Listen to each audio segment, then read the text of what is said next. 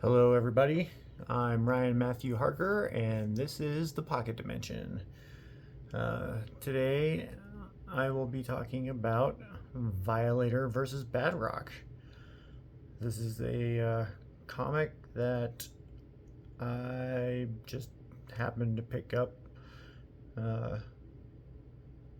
because I was going through a Spawn phase, and I think I picked up the Violator miniseries as well, and I saw these and thought, that's kind of cool. Like, I want to check that out. I also like the covers. I think Liefeld does a pretty good kind of McFarlane imitation here, especially with the Violator. Like, that's some pretty good art there, in my opinion. Let's see, this was in '95, so I got it's a 3-issue miniseries, and I got all 3 issues, and plus this extra one, variant cover for issue 1, which is it's a connected cover, which you can see they don't quite line up here, but when you pull it apart like that, then it does line up.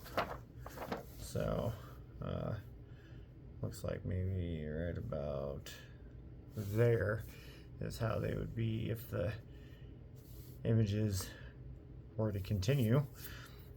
But yeah, no, I've got my original Young Bloods that I picked up along the way, and but I was never super keen on Rob Liefeld's image work. I mean, I've got some of it more because it kind of came in lots that I might have ordered from eBay or dollar bins at comic shops or whatever, and honestly, I got a lot of different comics that way, both those ways, that I haven't even got a chance to look at yet. This run being some of them, and but Rob Liefeld was a big part of what got me into comic books. I think it was X-Force number 9, maybe number 8 or number 9. I'd have to look it up now, but that was my first store-bought comic book, and I got that off the newsstand at the local grocery store in the small town of Amboy, Washington, where I grew up. And you want to talk about small town? That's a small town, and yeah, it just blew my child mind away. I was like, what the heck is this? This is so awesome. I had gotten turned on to comics from some issues of Conan Saga and Savage Sword of Conan that my brother had brought home from the Navy when I was like 7. So I mean, I had been exposed to comics, and good comics too. Barry Windsor Smith, like to this day, he's still maybe my all-time favorite artist, definitely one of them. And so when I saw that issue of X-Force, I mean, I was 100% hooked, and especially on X-Force.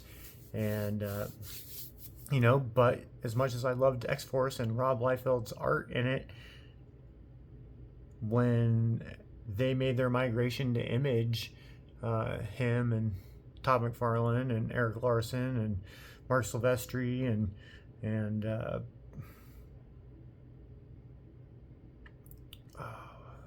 having a brain fart. The other guys. No, it was just the other guy. It was the other guy. Dang it. Well, anyway, you guys know who he is, even if I can't remember right now. The Shadowhawk guy. Jim Valentino. Jesus. I did not really follow Rob over there.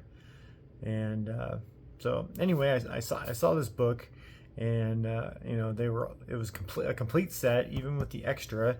And as you can see, if you open these up, they are the same book. So we'll just look at one of them. Honestly, we'll look at this one just because I like the Violator cover better.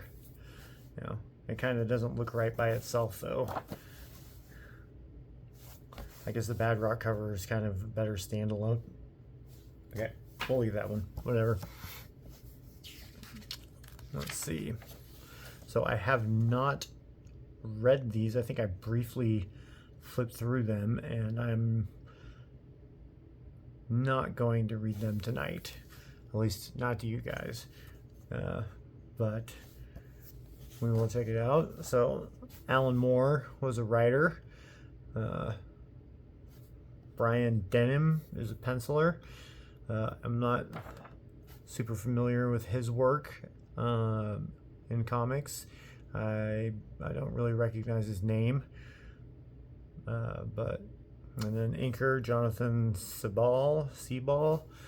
I'm not too sure about him, or the colorist. Color separations by Extreme Colors. So the in-house Extreme guys were doing the colors for that. It's definitely an extreme book. And yeah, so we got Washington. We got some guys in a truck here. It's raining. And then here's the Violator's eyes. You know, this is actually a really cool shot of the Violator's eye there. You know, his segmented bug eye, you know, like a fly's eye or something. But all the different little reflections of the truck lights in there. You know, it starts off real close up and then zooms out. Like, that's pretty cool. I like that.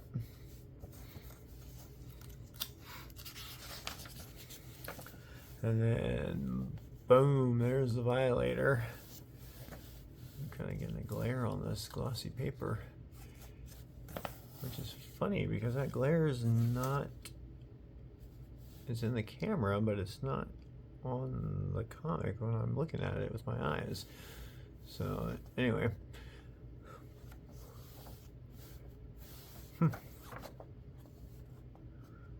well, that kind of sucks. I'm in a different location than I usually am for my videos. I'm usually doing them at home in my office, and right now I am at my sister's in the spare room that I stay in when I stay here. So I come here for work, but yeah, anyway, it's also late, so I'm doing the video a lot later than I would normally, but I've been trying to push more content, so you know, we gotta get them done when I can. And so anyway, here's the Violator. He comes blasting from somewhere. The truck smashes into him. These guys are like, oh, it's a bug. A bug totaled our windscreen. And these guys are like, oh, we need backup.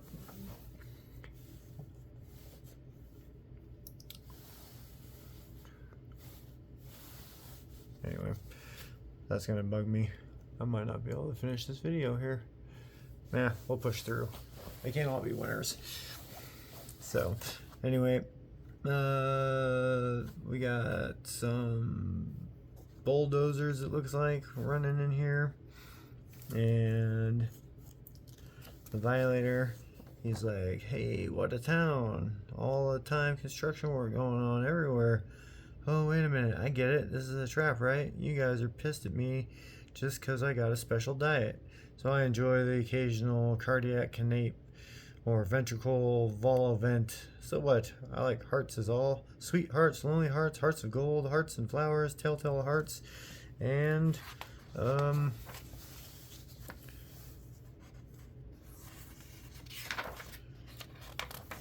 then there's Badrock.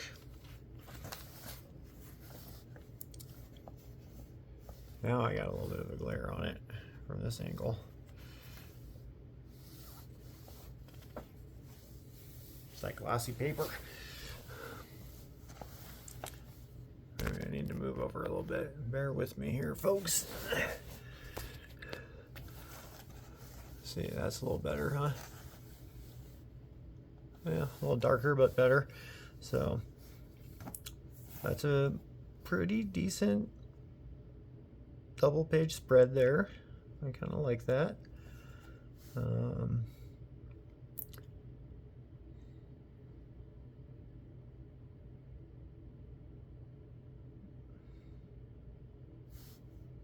A little hard to admire it with the shadow on it, even though it looks good in the camera. So, but anyway, we'll keep pushing on here.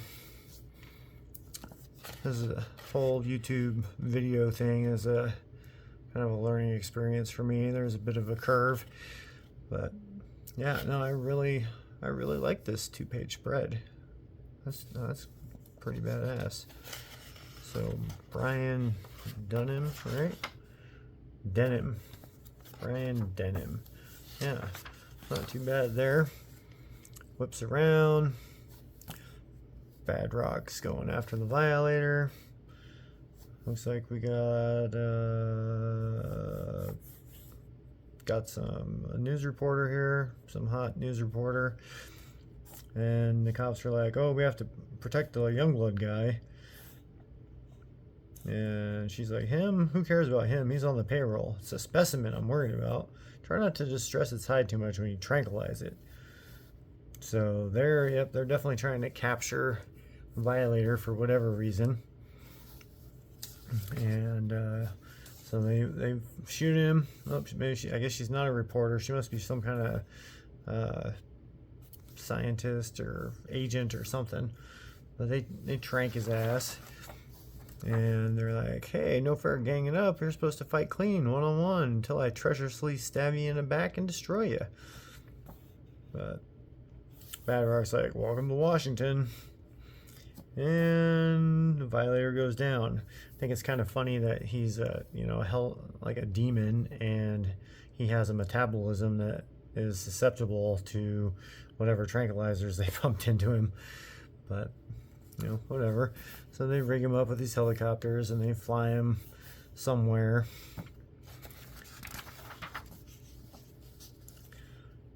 And yeah, oh, this art is not terrible. I kind of like it.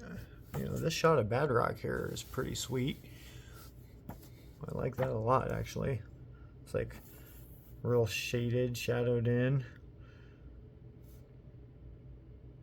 Like, definitely darker than the Youngblood books normally are, but I guess it's dealing with a Violator too, so they would want it to be a little more grim and gritty, maybe. So yeah, we won't follow along with the dialogue too much here, but anyway, he's hanging out with her. He's got his shirt off. Knowing him, he's probably trying to like hit on her or something.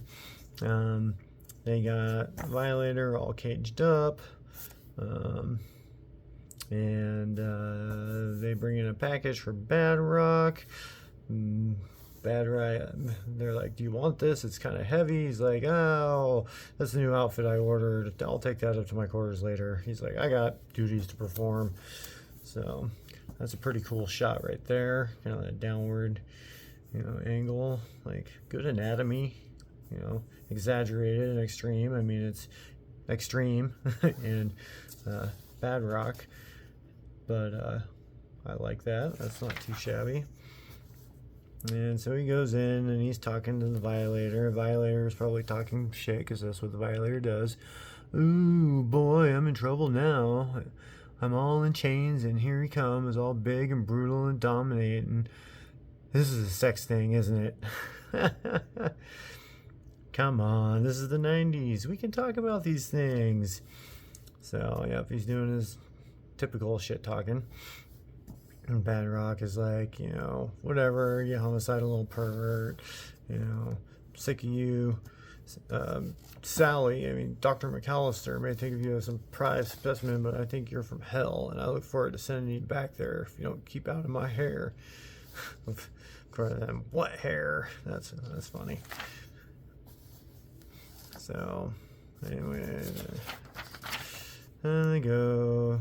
Yeah, he definitely got a thing for her. I mean, he is only like 16 or whatever. And he might be 19 or something now. I mean, I guess it's been what, 95. It's been 3 years or so since Youngblood came out. So, and then we got this chick here. Oh, I bet you that's an angel.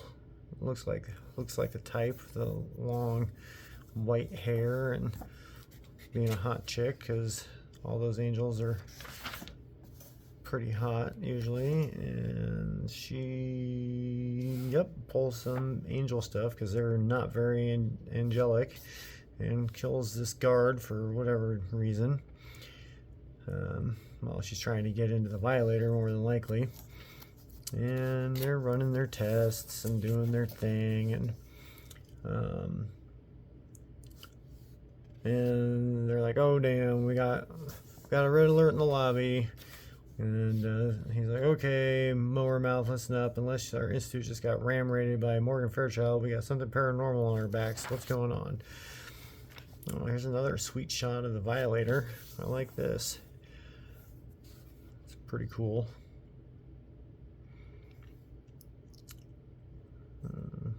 I like these laser electrical bars, whatever they are. Like, that's a pretty neat effect with the digital coloring.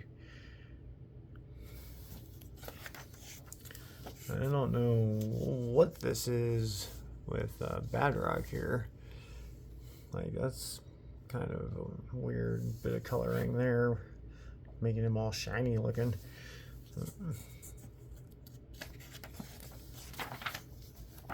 Anyway, the angel busts in. She immediately gets all her clothes ripped off, because why not? Okay. She pulls out some weapons, or a stick of dynamite or something. Oh, yep. And boom, she's in her angel gear. And next, where angels fear to tread. Come meet Evangeline. Oh yeah, there's the Evangeline broad. So I thought that was always pretty cool that Rob hired these actual women to portray some of his characters. It might have just been Evangeline, but I don't know. Pretty neat nonetheless. Then we got some blood pool going on. Such a funny name, blood pool. Task and soul. I remember really liking these pictures when I was a kid, a horny little teenager, especially that one. But who did the art with this one? Patrick White. No, White Knuckle Action, written by Joe Glory Duffy and featuring the amazing talent of Patrick. Just Patrick. Okay.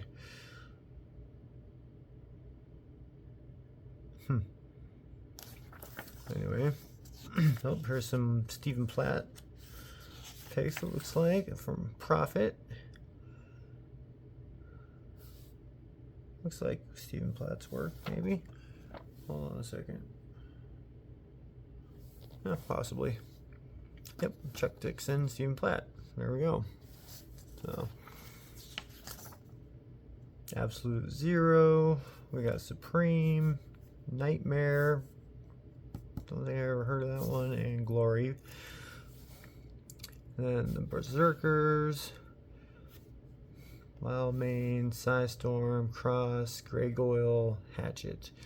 Don't know anything about those guys. And then Chapel and Crypt. And then we got some McFarlane toys. So cool. Anyway, that is the first issue of Violator vs Badrock. And that's all I have for this one.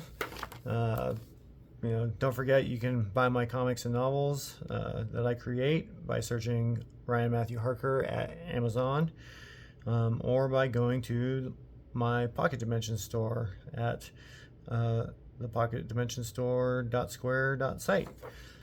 Spelled out, that would be the-pocket-dimension-store.square.site. That's the-pocket-dimension-store.square.site. I know that's a mouthful, but I'm confident you can get there and help support me as an indie author and illustrator. I would greatly appreciate it. And remember to create more comics, read more comics, and share more comics.